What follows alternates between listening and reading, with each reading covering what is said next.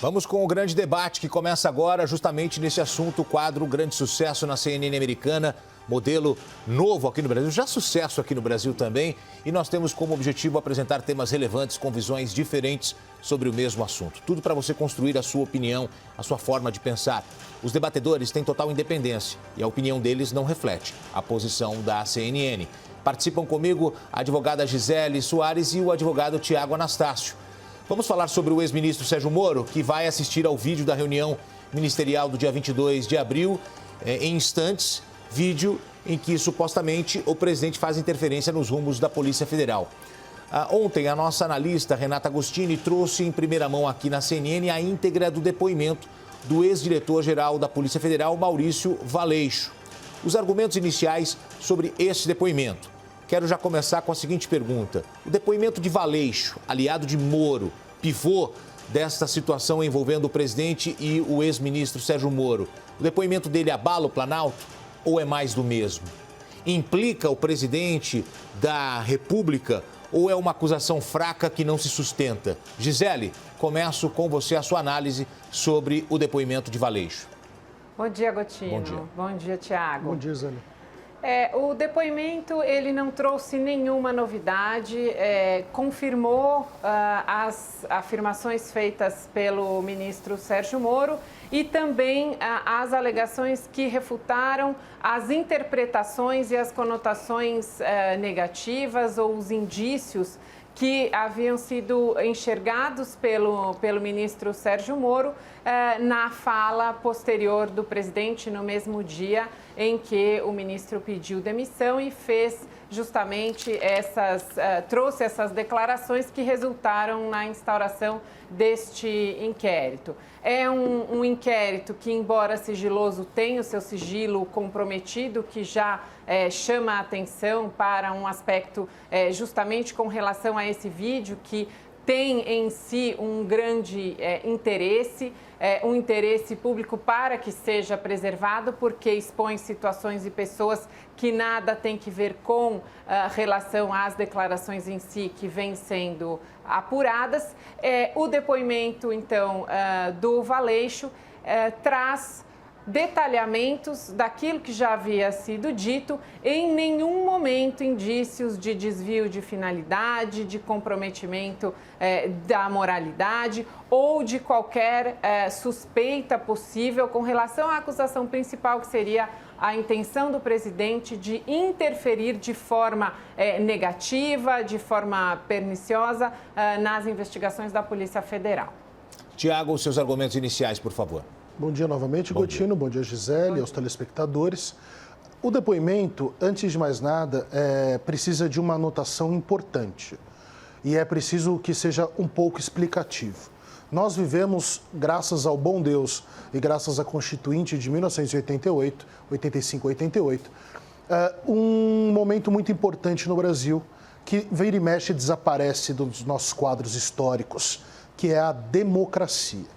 Democracia pressupõe, primeiro, controle entre os poderes, segundo, respeito à legislação, porque a lei, a nós, cidadãos, ela nos protege dos que têm força.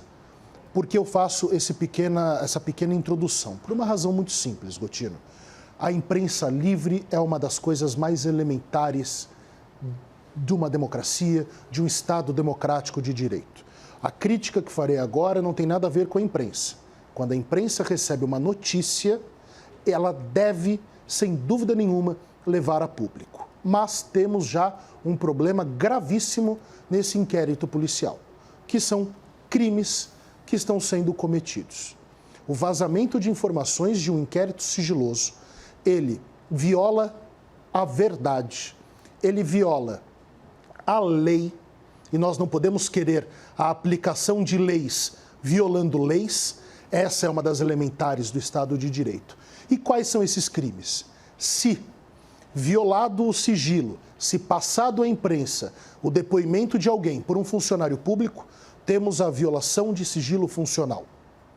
Se por um não funcionário público, a violação de sigilo profissional. Então, nós já começamos errado. Dito isso, que é relevantíssimo, eu creio que o ministro Celso de Mello nos assista e também outros ministros nos assistam. É importante que o Supremo Tribunal Federal seja firme na condução disso. Por quê? Primeiro, porque quando começamos com vazamento de depoimentos, você prepara as outras testemunhas para o que irão dizer. E isto é muito ruim para a descoberta da verdade. Segundo aspecto, porque viola a lei. É crime e não é um crime qualquer. Terceiro e o mais importante, porque isso pode ser um indicativo e, em regra, de tendências deste inquérito policial. Tiago, diga, querido. Mas esse trecho que eu vou mostrar agora não enfraquece a acusação? Vou colocar um trechinho do depoimento do Maurício Valeixo, aí vou passar para a Gisele e depois você vai debater também. Perguntado qual é a sua definição de interferência política na Polícia Federal, respondeu que para o depoente, a partir do momento em que há uma indicação com interesse sobre uma investigação específica, estaria caracterizada uma interferência política, o que não ocorreu em nenhum momento sob o ponto de vista do depoente. Então, Gisele, essa afirmação de Valeixo, ela não enfraquece um pouco a acusação feita por Moro? Sem dúvida nenhuma, é uma afirmação que justamente refuta aquela interpretação do ex-ministro Sérgio Moro de que haveria, nos pedidos do presidente, que foram ditos pelo próprio presidente, que ele queria relatórios. Então, que esses relatórios seriam não simplesmente relatórios informativos, mas interferência ou, de alguma maneira, um desvio ou uma condução política dessas investigações. Então, essa afirmação, assim como outros excertos retirados ali do depoimento que lemos na íntegra, eles só reforçam realmente que não houve por parte do presidente da República essa investida em relação ao ex-ministro Sérgio Moro, no sentido de pedir interferência, de conduzir ou de alguma maneira influenciar negativamente nas investigações que são conduzidas pela Polícia Federal. O que se lê ali é que, sim, havia um respeito à autonomia funcional e que a Polícia Federal desenvolvia as suas atividades a contento, apesar das afirmações do ministro Sérgio Moro, numa interpretação que não foi confirmada pelo Valeixo no seu depoimento. Só um comentário final também. Fico muito preocupada, Tiago, com esse comprometimento do sigilo, especialmente porque este vídeo agora que é assistido, que é a próxima prova, que é então trazida aos autos, terá um grande interesse do público. E de que forma esse sigilo será preservado ou as consequências da abertura e da publicização dessa prova que envolve tanta gente e tantos assuntos que não tem relação ali com o inquérito. Tiago, esse trecho do depoimento do Valeixo não enfraquece a acusação que foi feita, não beneficia o presidente? Não, Gotino, não porque não enfraqueça.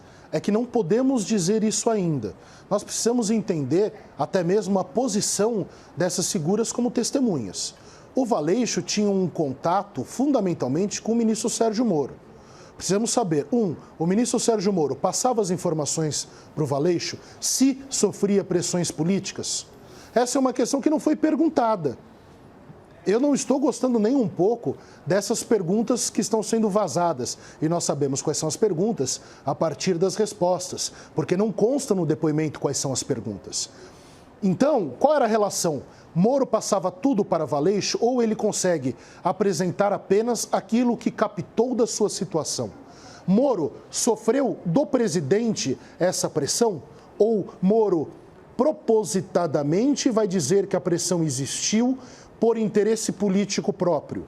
Isso precisa ser analisado, é uma possibilidade, não é um ataque que faço aqui ao presidente ou ao ex-ministro Sérgio Moro. Qual era a relação, a abertura de contatos entre o presidente e Valeixo? Tudo passava por Sérgio Moro? Então pode ser apenas aquilo que Valeixo captou dentro de uma realidade que precisa ser analisada com o quê? Com o encaixamento de peças para formar o todo. É por isso do cuidado que eu falo. Desculpa, só te interromper para complementar. Tem só um trecho realmente em que há um encontro em Washington, mas não houve a apresentação da conversa supostamente de WhatsApp que teria havido, mas só uma informação verbal, mas uma passagem muito breve realmente do depoimento em que há essa discussão da passagem de informações do presidente, do ex-presidente pelo ministro para o Valeixo. Só para complementar, desculpa te interromper. Imagine. Então, nós temos esse problema no assodamento da necessidade, do interesse que as pessoas têm. Porque é uma questão de Estado, uma questão absurdamente relevante e totalmente fora de razão de tempo. Nós não deveríamos estar discutindo isso. O problema é que as vaidades políticas e os interesses pessoais, que vão cada vez mais se misturando nessa república, uma com a outra, isso gera esse grande problema. Então, vamos ter cuidado. Vamos ter cuidado. Eu vi antes aqui de entrarmos no ar as observações do professor da GV do Rio acerca da manifestação do ministro Celso de Mello. Gente, todo mundo que recebe uma intimação recebe nesses termos. Todo mundo do Brasil. Por que os ministros de Estado queriam ser tratados diferente? Está errado.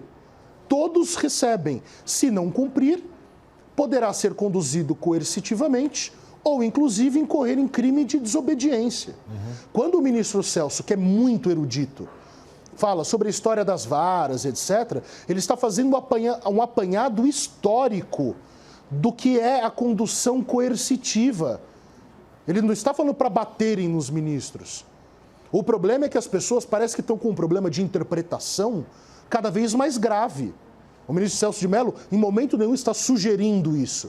É o apanhado histórico do porquê, até o motivo pelo qual a legislação hoje, em 2020, existe. Deixa eu trazer um outro ponto para vocês. A gente falou do depoimento do Valeixo, agora eu queria trazer o depoimento do Alexandre Ramagem, também nome importante nesse caso envolvendo Bolsonaro e Moro, porque Valeixo deixa o cargo e o presidente queria colocar Alexandre Ramagem para dirigir a Polícia Federal. Alexandre Ramagem fez questão de deixar claro que todos os seus contatos com a família Bolsonaro foram estritamente profissionais. Bolsonaro disse várias vezes que Ramagem era um amigo. Essa imagem mostra a proximidade de Ramagem e da família Bolsonaro. Só que ele disse que não era amigo da família, que aí era um encontro de policiais e Carlos Bolsonaro apareceu justamente para agradecer o trabalho que foi feito antes do presidente tomar posse, isso no dia 31 de dezembro. Eu queria que vocês falassem sobre essa relação. Neste momento, Ramagem diz que não era amigo da família. Começo com você, Gisele. Essa foto foi tirada justamente antecedendo a uma situação em que haveria uma separação entre eles, então houve ali até a foto o encontro por conta de uma despedida. O Alexandre Ramagem, diretor da ABIN, portanto, pessoa que reúne todos os critérios objetivos para ocupar esses cargos de confiança, foi então nomeado para a diretoria da Polícia Federal. Sua nomeação foi objeto de suspensão pelo Poder Judiciário, sob o fundamento de quebra de moralidade, justamente desta proximidade com o presidente, com a família do presidente, e que isso, de alguma maneira, conduziria a um desvio de finalidade e propiciaria aquilo que o ex-ministro Sérgio Moro alegou, de que o presidente tinha interesse em interferir, influenciar e, de alguma maneira, conduzir indevidamente investigações ou trabalhos da Polícia Federal.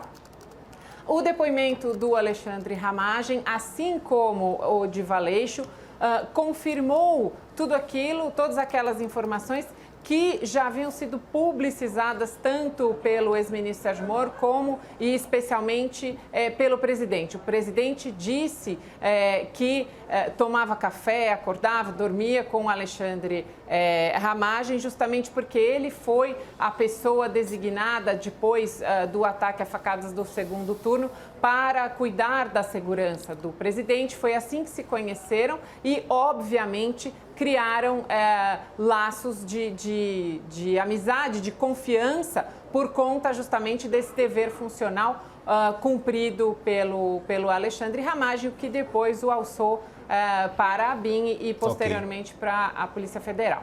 Tiago? Continuou. Mesma coisa sobre o depoimento do Valeixo. Mais uma peça é colocada, essa peça precisa entrar em choque, em conflito com todos os demais depoimentos, com o vídeo, para que nós saibamos se essa peça diz a verdade ou não, se teve um erro de captação da verdade, o que aí não incorreria o Ramagem em crime de falso, né? Então, assim, gente, calma, né? Vamos juntar as peças, vamos deixar as peças aparecerem. É claro que se eu tenho um delegado da Polícia Federal que faz a minha segurança, principalmente num momento muito triste, o presidente Jair Bolsonaro tinha sofrido um atentado contra a sua vida. O diretor Ramagem, da ABIN, ele começa a fazer a segurança do presidente eleito, ainda não empossado. É natural que exista uma relação. O problema não foi esse. O problema, volto a repetir e vamos reanalisar e vamos fazer a arqueologia dos fatos. É que o ainda ministro de Estado afirmou que o presidente queria interferir politicamente. O problema não é o Ramagem como figura profissional. A foto ali mostra o Carlos Bolsonaro com ele, todos numa confraternização de final de ano, creio eu, porque todas as moças, inclusive, estão de branco, com vestidos brancos. Está, inclusive, aquele primo mais alto do Carlos, aquele de barba. O Carlos foi com ele? Não foi com ele? Foi perguntado isso? Já estavam lá? Ok. Assim, não há um grande problema nisso. Mas nada é isolado. Nós precisamos ter calma, respeitar a lei, as garantias e os direitos do presidente da República, assim como também do ministro Sérgio Moro. Agora, eles são foco de uma investigação de Estado. Ok, Tiago, o vídeo está sendo assistido neste momento pela equipe de Sérgio Moro, os advogados de defesa e o próprio Sérgio Moro na Superintendência da Polícia Federal em Brasília, também a presença da Procuradoria-Geral da República, um juiz representando ali o STF, tem também a Advocacia-Geral da União, todos assistindo neste momento o vídeo em Brasília. Qualquer novidade, o André Spigariol, nosso repórter, está lá, vai chamar a gente, porque eu quero partir para outros temas, claro, temas relevantes. Quero voltar aqui a um tema que nós já falamos um pouco mais cedo, falamos um pouco de um ponto polêmico. O presidente da República publicou no Diário Oficial um decreto que, em meio à pandemia, autoriza a abertura de academias, salão de beleza, barbearia e ainda libera atividades ligadas à construção civil. Eu queria começar com você, Tiago. Academia e salão de beleza são serviços essenciais? Continuou. Não. Nós sabemos que não. A Gisele trouxe um ponto, e exatamente desse choque de ideias, nasce, pelo menos para nós aqui, uma hipótese interessante.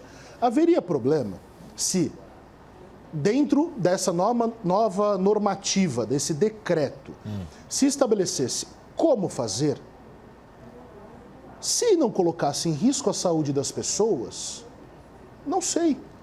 Mas a questão é, o decreto vem ao léu, o presidente da República não sabia o que assinou. Quem assistiu o nosso pequeno debate antes entendeu meus argumentos. O presidente, hoje de manhã, foi hoje ou ontem, Gotino, aquela passagem do presidente em que ele pergunta o que ele... Nós vamos mostrar daqui a pouco, foi ontem à tarde, final da tarde, começo da noite, Palácio da Alvorada. Então, vejam só, não explicou como fazer, o que fazer. Ele abriu apenas um leque para que os estados e municípios que têm concorrentemente essa competência para ver o que deve ser fechado ou não, para que abram, no caso. Eu já vi uma série de críticas aqui ao nosso debate, como, por exemplo, argumentos quase aristotélicos. Me mandaram uma mensagem agora há pouco, fazer o supino nunca será como fazer uma flexão de braço. Olha, desculpa, gente, se o debate ficar nesse nível, nós não temos por que debater. Nós estamos falando de uma outra coisa, é a saúde elementar.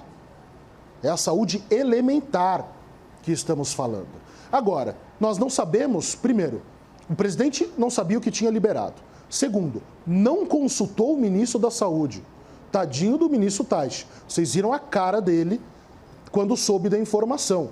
Tiago, deixa eu saber da Gisele se ela considera serviços essenciais academia e também salão de beleza, porque a gente aproveita aqui a audiência rotativa, muita gente chegou agora. Sim, claro. E quer saber o ponto de vista de vocês sobre o tema. Gisele. Sim, são serviços ligados à saúde e não exclusivamente serviços estéticos. Tanto as academias como as barbearias e os salões de beleza, eles prestam serviços à saúde e à higiene.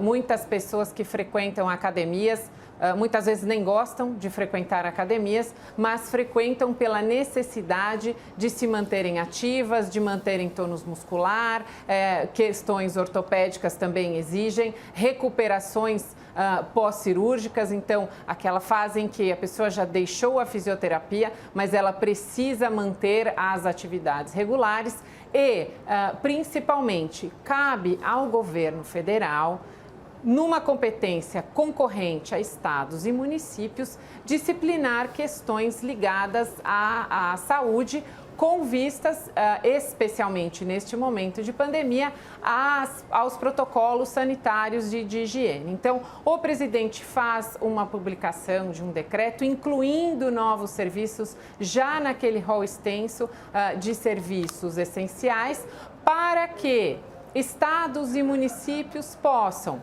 dentro desta lista de serviços essenciais, modular e organizar quais serão os serviços que serão autorizados a funcionar e, principalmente, de que maneira irão funcionar. Então, o exemplo que eu coloquei foi justamente que em municípios em que não há casos, em que a cidade já adotou protocolos de segurança e de higiene, por que não permitir que os salões de beleza, que as barbearias e que as academias funcionem dentro de um escalonamento de horários, dentro de critérios rígidos, de protocolos de higiene. Isso fomenta a economia, melhora a situação também daqueles empreendedores que precisam e que querem trabalhar, sem comprometer a segurança Gisele, daquelas pessoas que participarão ali. Pois não. Mas o decreto do presidente é nacional, abrange o país todo. Exato,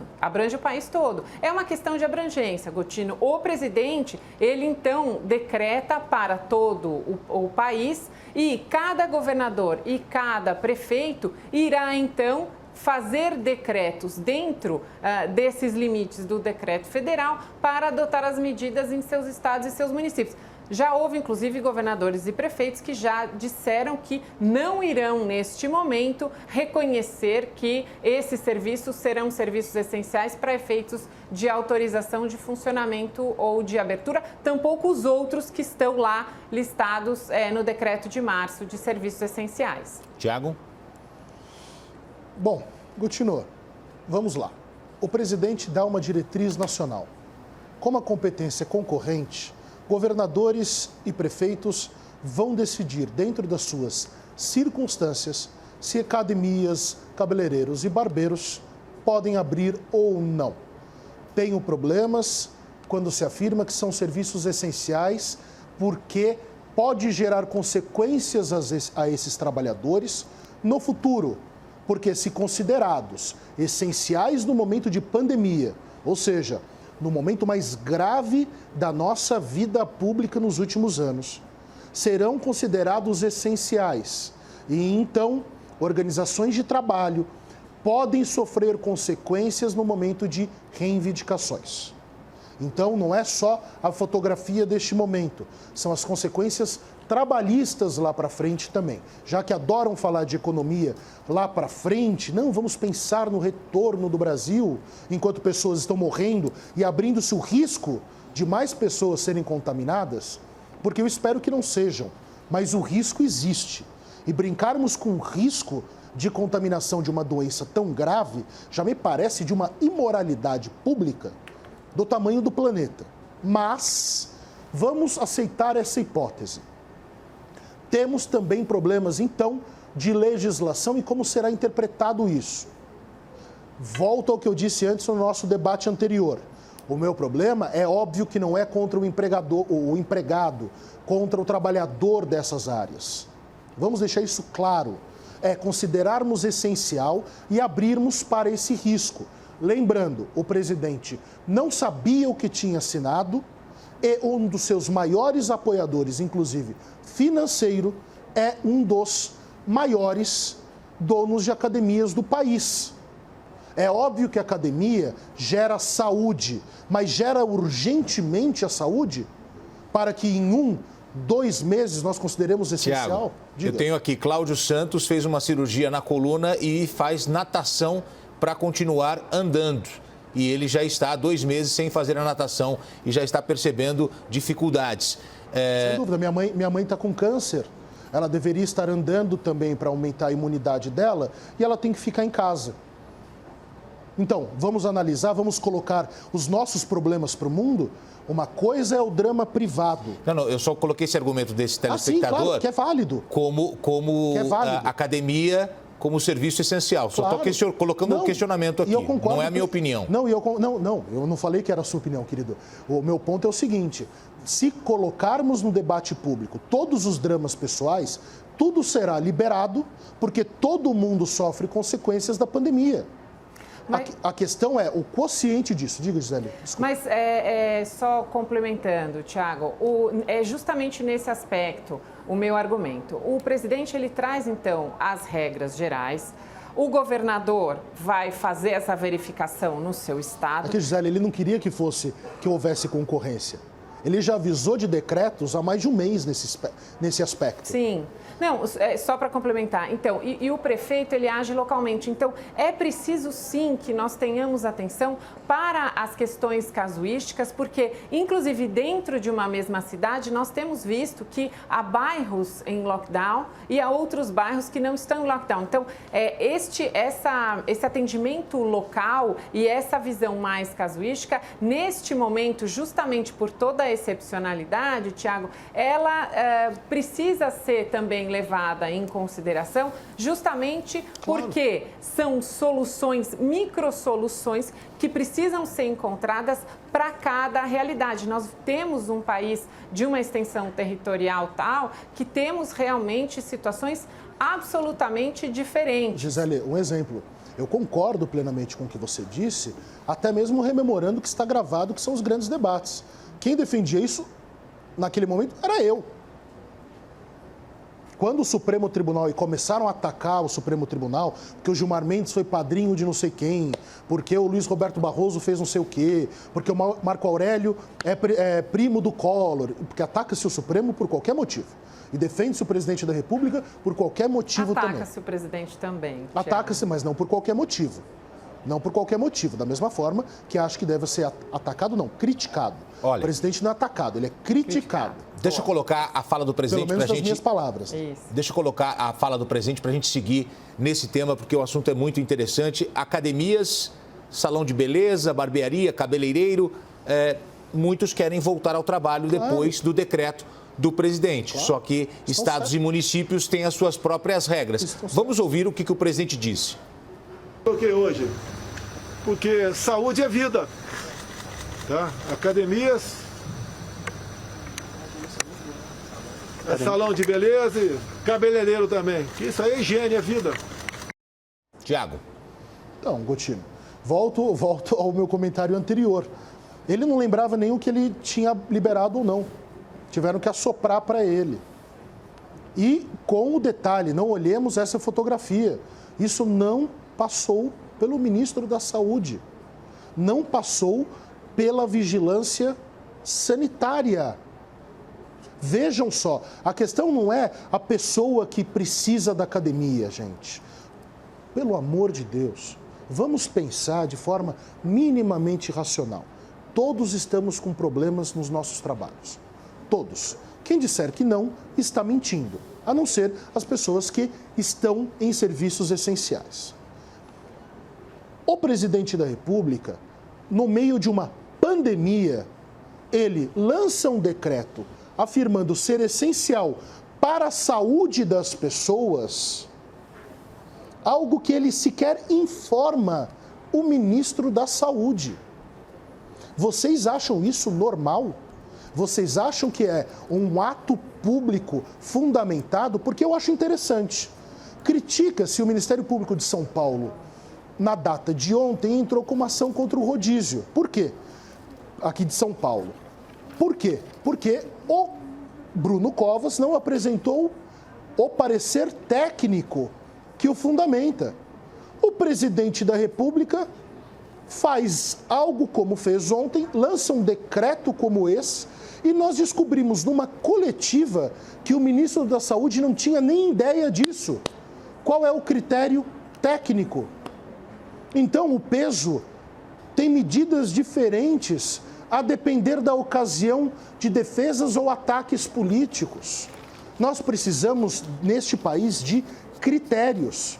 Da mesma forma que eu estou, nesse momento, em rede nacional, afirmando respeitem os direitos de Bolsonaro e Moro, tenham cuidado na construção arqueológica do processo penal, porque vidas podem ser destruídas, eu não posso violar princípios elementares de critério quando se pede algo e critica-se um prefeito ou governador, não importa de que partido, e nós descobrimos numa coletiva que o ministro da Saúde não sabia disso, ou seja, um decreto à revelia da ciência. Ok. Deixa eu pegar um ponto, daqui a pouco a gente vai falar do Taixe, mas eu queria passar para a Gisele no ponto, você vê problema, o presidente, na hora de não se recordar de todos os setores colocados no decreto, Gisele? Não vejo problema, Coutinho. Vivemos uma situação absolutamente excepcional, em que há múltiplas preocupações a todo momento. Essa coletiva aconteceu no mesmo momento em que o ministro estava numa outra coletiva com um outro foco. O presidente claramente vem sendo...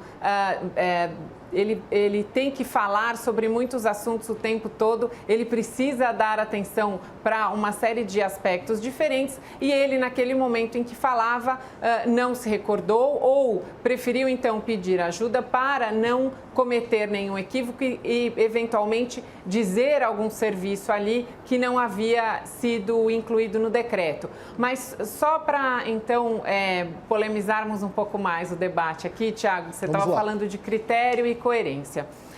O governador de São Paulo, numa de suas entrevistas coletivas, disse que 74% da economia do estado continuava funcionando e fez uma leitura bastante detalhada, bastante extensa de todos os serviços que estavam funcionando, de todos os setores da indústria, do comércio que seguiam funcionando. Então, veja, se no estado de São Paulo nós temos 74%, é um valor considerável, que está funcionando, não há uma incoerência nesta fala do governador, por exemplo, com este alargamento, essa inclusão da construção civil, dos cabeleireiros, dos barbeiros e das academias neste decreto federal. O que é importante entendermos é que essa competência concorrente, reconhecida pelo Supremo Tribunal Federal, ela vem fundamentada na própria Constituição e não significa de nenhuma maneira uma confusão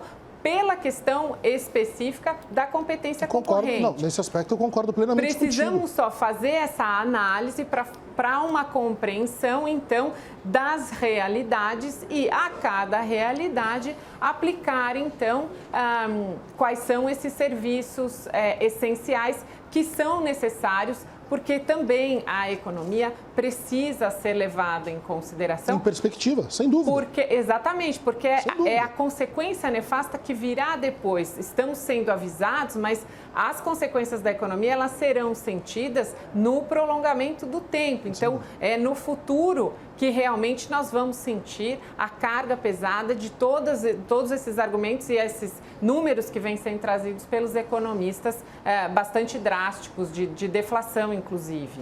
Gisele, meu ponto é o seguinte, na verdade são alguns pontos em um mesmo ponto.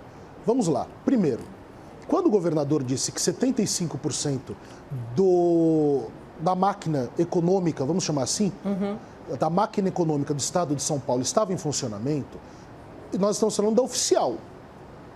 Nós tivemos um exemplo no Brasil em que 50 milhões de pessoas, essas palavras são do ministro Paulo Guedes, eram desconhecidas pelo governo, suas situações. Foram as pessoas que buscaram os R$600 para sobreviverem.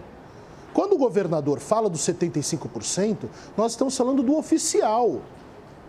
Existe uma grande margem de pessoas que vivem naquilo que no Nordeste se chama de biscate, que são os trabalhadores informais.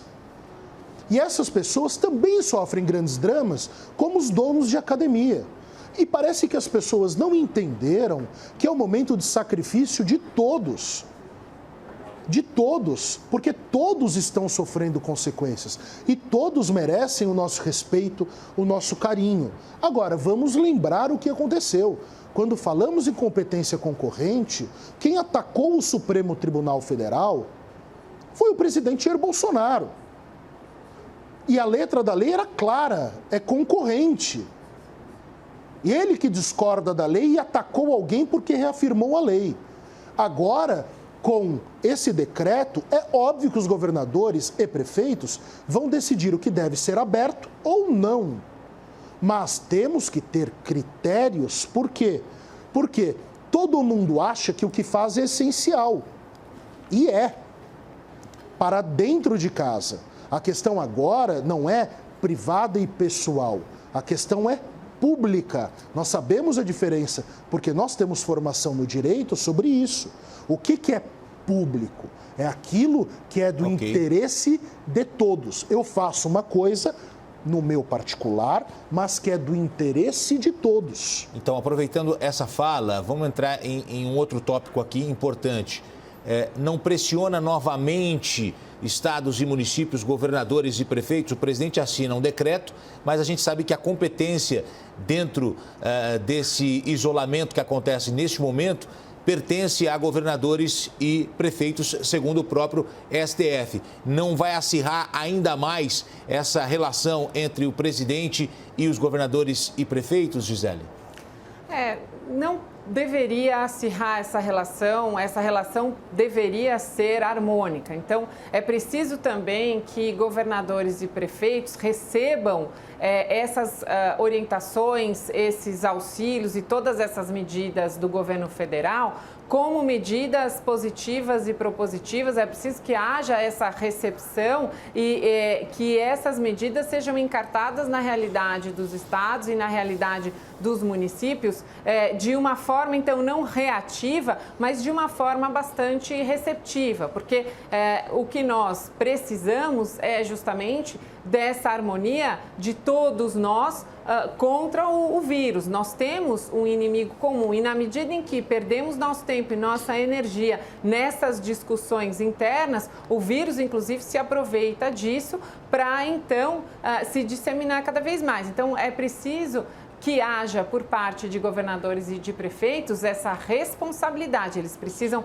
assumir essa responsabilidade para que, então, eles tragam essas soluções locais nas cidades e nos estados dentro dessas orientações que vem do governo federal, não só das orientações, mas também de todos os auxílios que têm vindo, essas 50 milhões de pessoas que estão sendo socorridas com essas verbas do governo federal, também os outros destinos de verbas que vêm sendo transferidos para estados e municípios para compensação com perdas de impostos ou também para auxílio na aquisição de respiradores, na construção de hospitais de campanha. Então, é preciso que haja de novo, mais uma vez, trazemos aqui para o debate a necessidade da harmonia. É preciso que eles trabalhem com coesão, com cooperação e não neste antagonismo acirrado a todo momento e que a qualquer decisão que não lhes agrade se socorram e acabem envolvendo o Poder Judiciário, que influencia diretamente em certos momentos e toma decisões próprias do Executivo. Uma fala do presidente acabou de chegar aqui, o Igor Peixoto me informa que antes de se reunir com o Conselho do Governo, composto por boa parte dos ministros o presidente Jair Bolsonaro participou de uma cerimônia no Palácio da Alvorada. Ele recebeu crianças e apoiadores. Boa parte da equipe do governo acompanhou o presidente. A bandeira foi hasteada enquanto uma banda tocava o hino nacional.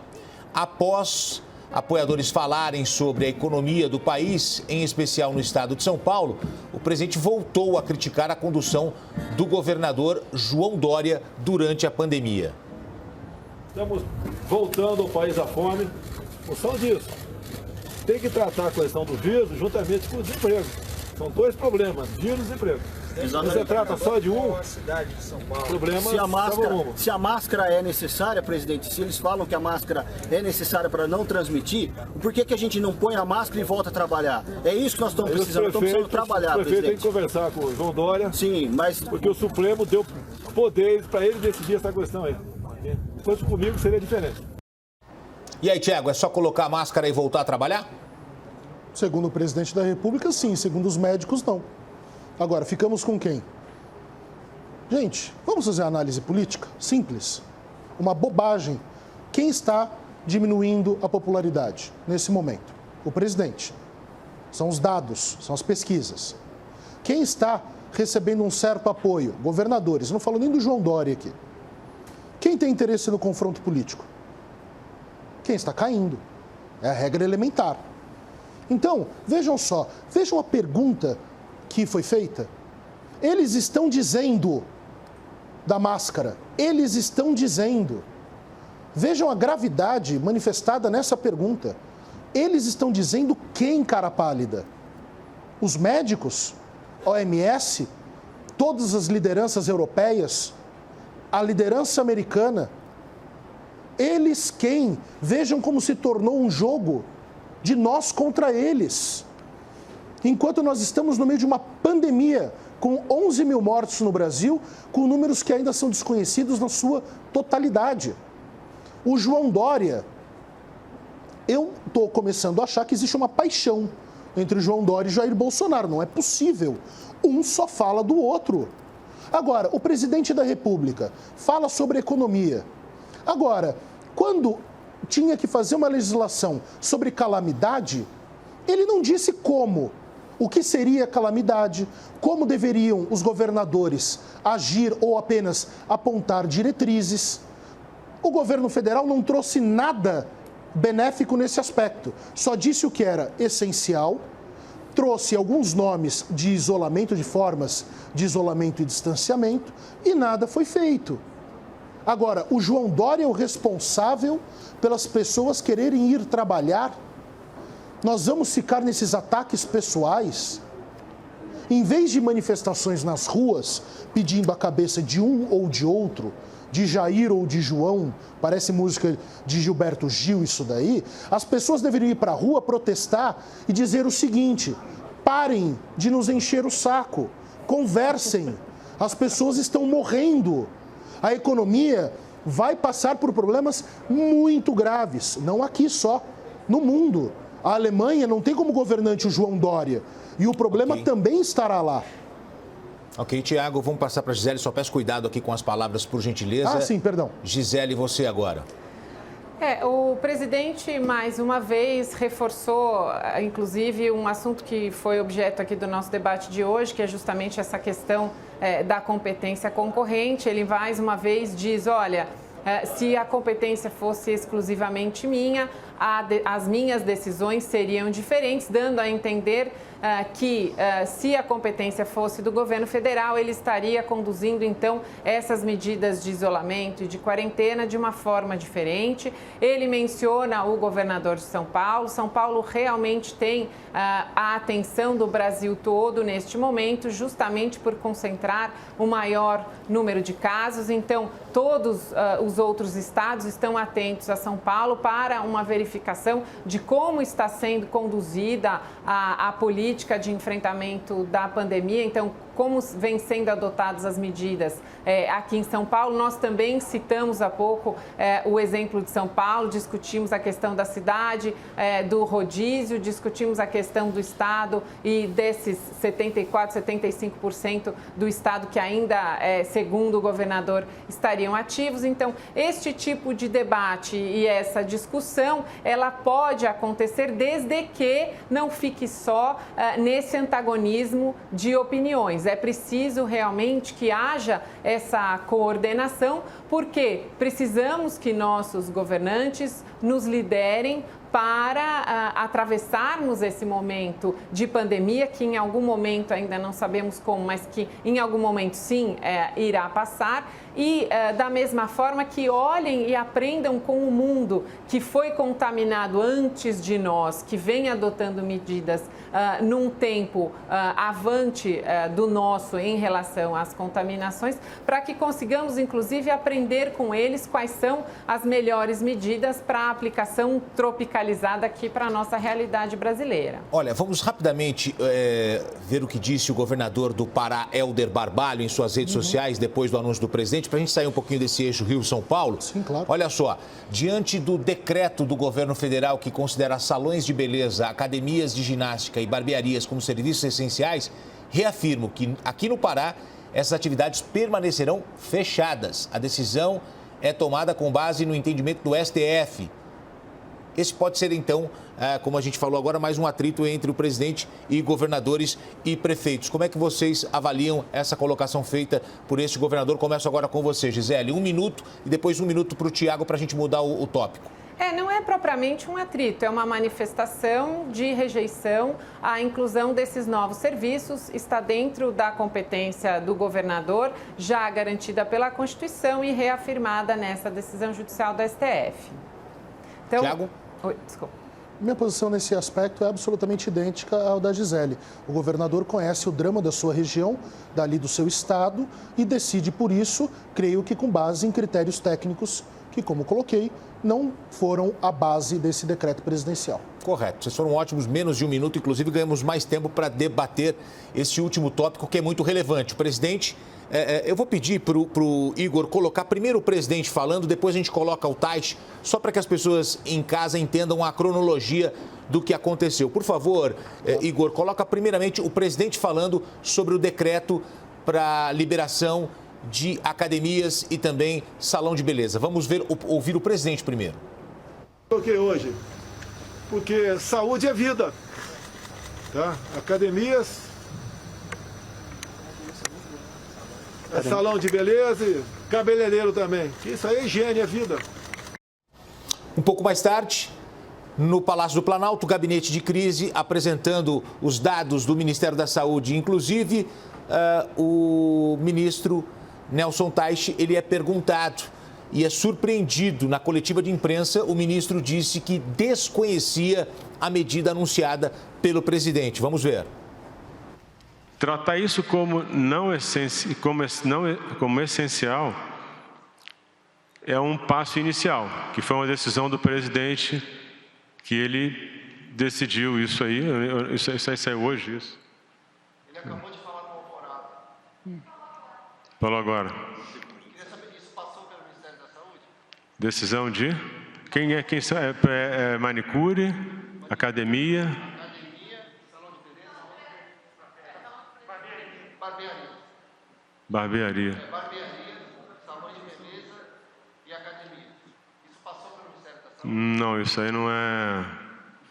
Acho que isso... Não passou. Não é atribuição nossa. Isso aí é uma decisão do presidente. Vamos lá, começa com você, Gisele. O ministro diz esse é um passo inicial para a abertura. Ele fica na dúvida se seria serviço essencial ou não essencial, não compreende.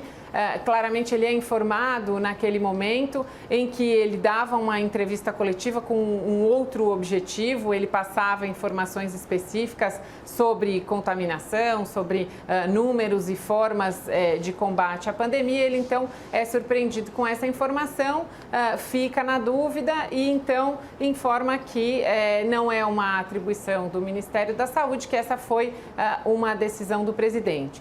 dentro das competências do presidente, ele então, neste decreto, incluiu no rol já de serviços essenciais que havia sido publicado em março, as barbearias, cabeleireiros e também as academias, além da construção civil, medidas que ele inclusive já havia anunciado em outras conversas que ele mantém com a imprensa diariamente.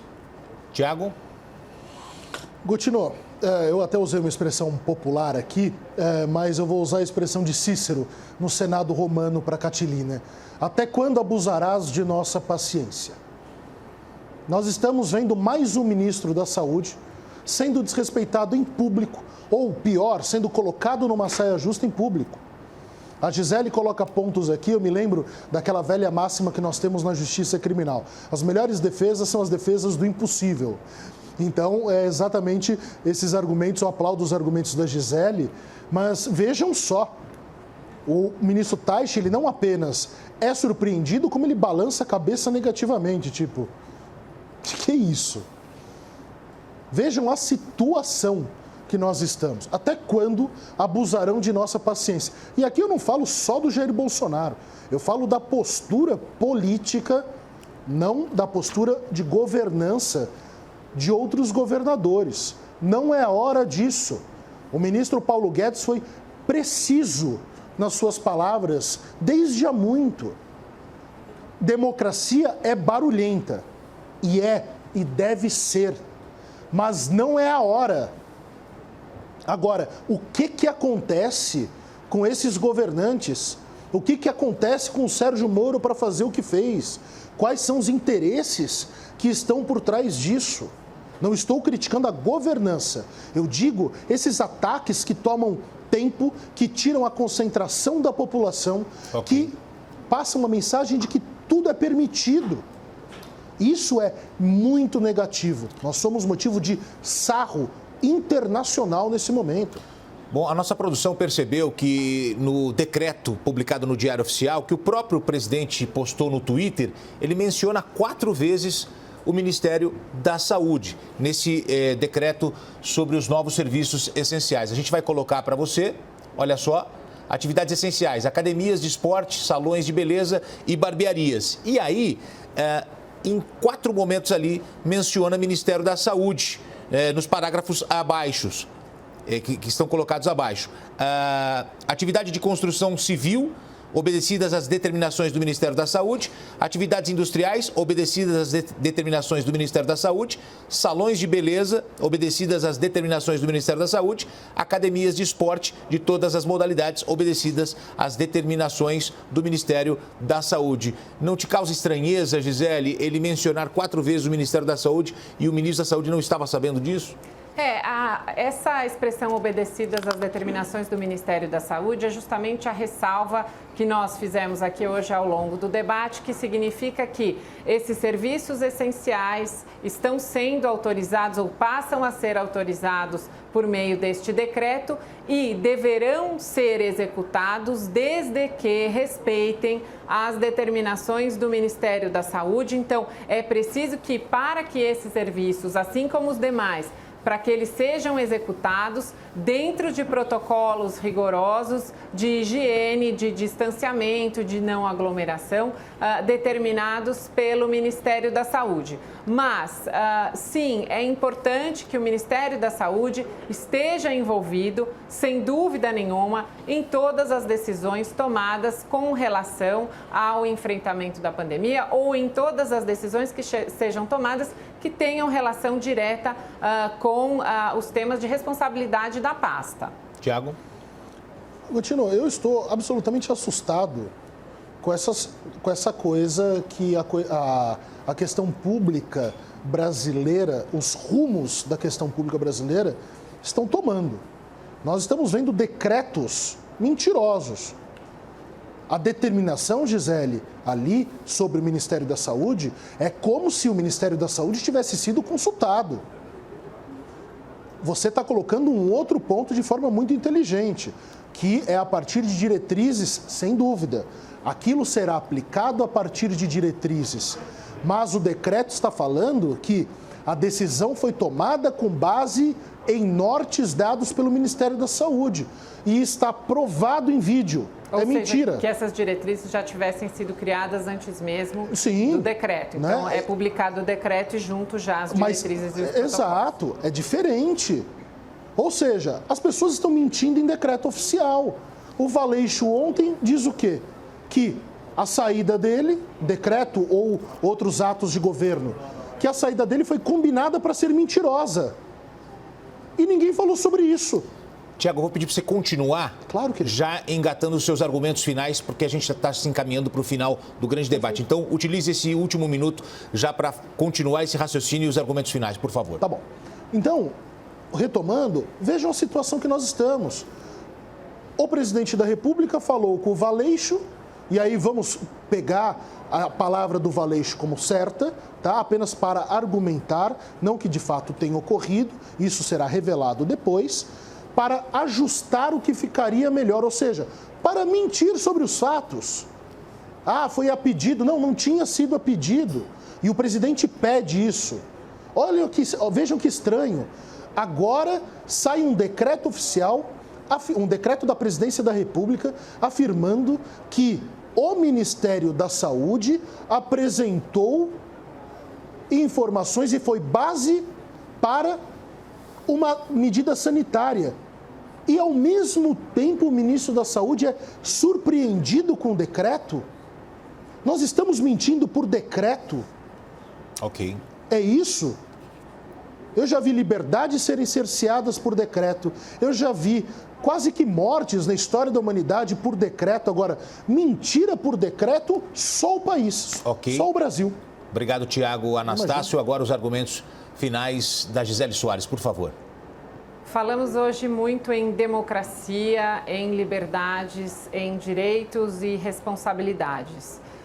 As minhas palavras finais são justamente para ressaltar que estejamos muito atentos às nossas garantias, às nossas liberdades, aos nossos direitos. Precisamos tomar muito cuidado porque em tempos de pandemia estamos sendo muito condescendentes, não temos questionado com a devida atenção todos esses direitos que vêm sendo paulatinamente mitigados ou retirados de nós sem uma justificativa que faça uma relação direta, que nos apresente os argumentos efetivos e técnicos do porquê esses direitos nos são retirados, de que forma e especialmente por quanto tempo eles nos serão retirados. É preciso que estejamos muito atentos para que não estejamos abrindo mão de direitos essenciais em prol de uma segurança que não nos é apresentada de forma tão clara. Muito bem, Gisele Soares, obrigado mais uma vez. Tiago Anastácio também, muito obrigado, vocês são ótimos. Hoje nós fizemos 2 grandes debates aqui, foi realmente muito interessante, muitos comentários nas redes sociais através da hashtag Grande Debate. Agradeço, amanhã vocês retornam aqui para a programação da CNN. Tenham todos uma ótima terça-feira. Um abraço, Gotino, bom trabalho. Valeu. Todas as edições do Grande Debate estão disponíveis na íntegra no nosso site cnnbrasil.com.br e também no nosso canal oficial do YouTube.